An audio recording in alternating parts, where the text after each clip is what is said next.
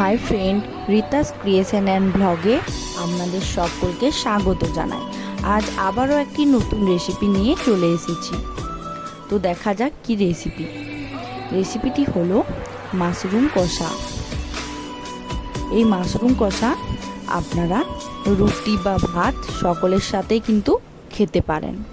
সবার প্রথমে আমি এখানে মাশরুমগুলিকে খুব ভালোভাবে জল দিয়ে ধুয়ে নিয়েছি, কারণ মাশরুমগুলিতে প্রচুর পরিমাণে নোংরা ছিল। তারপর ধুয়ে নেওয়ার পর এখানে আমি সাইজ করে কেটে নিয়েছি। যেগুলো বড় সেগুলো 4টে করে, আর যেগুলো ছোট সেগুলো 2 টুকরো করে। তারপর একটা কড়া উনুনে বসিয়ে তেল গরম করতে দিয়েছি,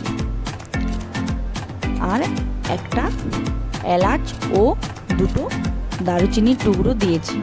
এরপর আমি কুচিয়ে রাখা পেঁয়াজ দিয়ে দিয়েছি।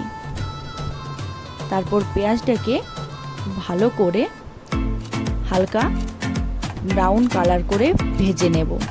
ভেজে নেওয়ার পর এর মধ্যে দিয়ে দেব রসুন বাটা ও আদা বাটা। তারপর আবারও 2 মিনিটের মতো রসুন আদাটিকে ভেজে নেব। এরপর আমি দিয়েছি রঙের জন্য হলুদ গুঁড়ো, ঝালের জন্য লঙ্কা গুঁড়ো ও 1 চামচ জিরে গুঁড়ো ও ধনে গুঁড়ো। তারপর আবারও মশলাটাকে মিশিয়ে নিয়ে জল দিয়ে ভেজে নেব। তারপর দেখব মশলাটি যখন তেল ছাড়তে শুরু করেছে, তখন মাশরুমগুলিকে আমি দিয়ে দেব। এরপর মশলার সাথে মাশরুমগুলিকে খুব সুন্দর করে কষিয়ে নেব।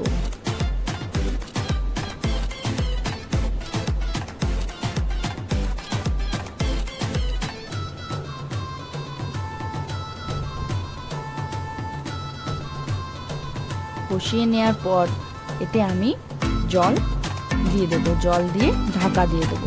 আর হ্যাঁ, লবণটা কিন্তু আমি অফ ক্যামেরাতে দিয়ে ফেলেছি, তাই পরিমাণ মতো লবণ অবশ্যই দিতে হবে, নয়তো রান্নাটা ভালো লাগবে না। তারপর জল দিয়ে নেড়ে ঢাকা দিয়ে পর আমি 5 মিনিট রান্না করে নিলাম। আর এই মাশরুমটা খুব ভালোভাবে সিদ্ধ হয়ে যায়, বেশিক্ষণ সময় লাগে না।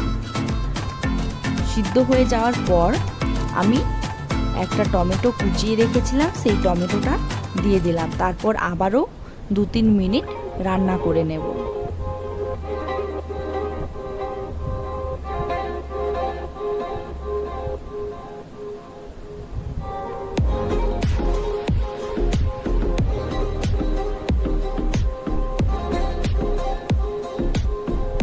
যেহেতু মাশরুমটা শুকিয়ে গেছে, সেজন্য আবারও অল্প পরিমাণ জল দিয়ে দিলাম, কারণ এটা আমি একটু সামান্য গ্রেভি করব।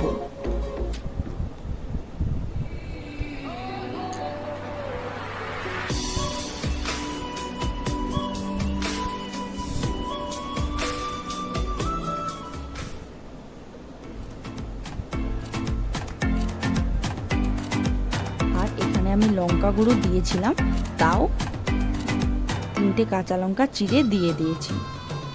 কাঁচা লঙ্কা দিলে এর গন্ধটাও সুন্দর লাগে।